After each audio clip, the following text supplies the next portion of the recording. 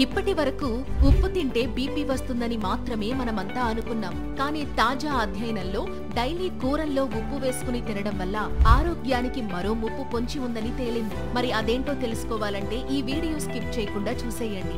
యూకేకి చెందిన తులన్ యూనివర్సిటీ సైంటిస్టులు డైలీ కూరల్లో ఉప్పు తింటే ఏమవుతుందోనని తెలుసుకోవడానికి 12 ఏళ్ల పాటు 13,000 మందిపై అధ్యయనం చేశారు. ఈ అధ్యయనంలో షుగర్ తింటేనే కాకుండా డైలీ ఉప్పు తిన్నా కూడా షుగర్ లెవెల్స్ పెరుగుతున్నట్లు గుర్తించారు. ముఖ్యంగా కూరల్లో అప్పుడప్పుడు ఉప్పు తినే వాళ్ల కంటే డైలీ ఉప్పు వాడే వారిలో టైప్ 2 డయాబెటిస్ వచ్చే రిస్క్ 39% ఎక్కువగా ఉందని తెలిపారు. అయితే ఉప్పు వంటల రుచిని రెట్టింపు చేయడం వల్లే ఉప్పు ఎక్కువగా తింటున్నారని పరిశోధకులు వెల్లడించారు. సో ఉప్పు వాడేవాళ్లు ఈ ముప్పు నుంచి తప్పించుకోవాలంటే కూరల్లో ఉప్పుకు బదులుగా నిమ్మరసం వాడాలని సూచించారు.